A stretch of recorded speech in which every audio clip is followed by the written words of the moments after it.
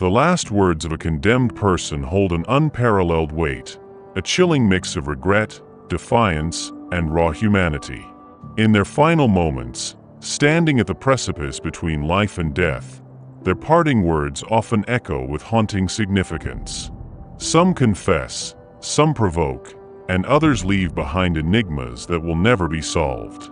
Let us delve into the stories behind some of the most disturbing last words ever spoken on death row, words that chill the soul and linger long after their lives have ended. Good people are always so sure they're right. These are the last words of Barbara Graham. Born in 1923 in Oakland, California, lived a life marked by turmoil and poor choices. Abandoned by her mother as a child, she grew up in a series of foster homes and reform schools. Despite a sharp mind and natural beauty, her early years set a troubled foundation. Seeking stability, she married young, but the union quickly dissolved, leaving her a single mother struggling to make ends meet. Barbara drifted into a world of crime, forging documents and mingling with a rough crowd.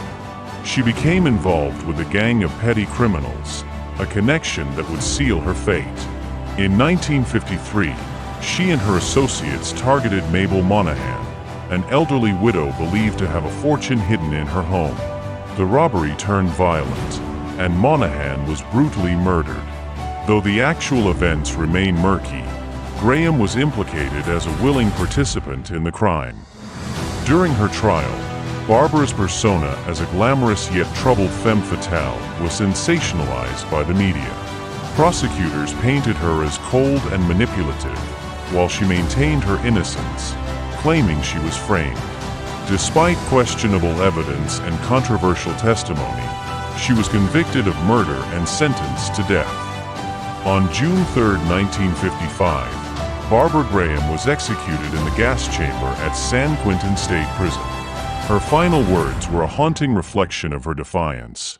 Good people are always so sure they're right.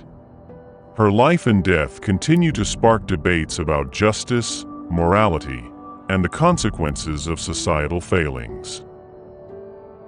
Hurrah for anarchy!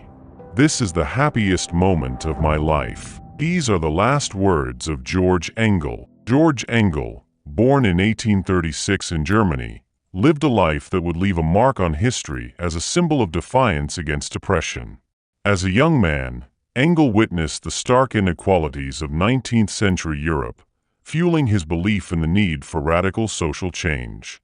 Seeking better opportunities, he immigrated to the United States in 1873, settling in Chicago, where he worked as a printer and later as a toy shop owner.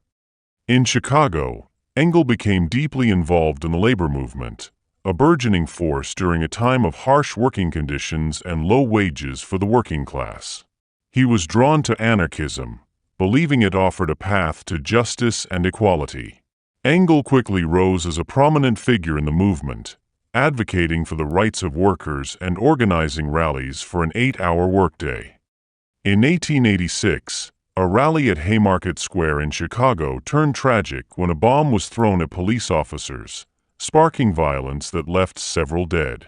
Although Engel was not present at the rally, he was accused of conspiracy, largely due to his outspoken activism and ties to anarchist groups. His trial was widely criticized for its lack of evidence and overt bias, yet he was convicted and sentenced to death.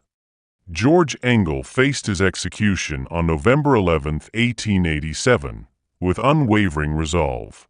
His final words, spoken moments before his hanging, were a testament to his belief in his cause.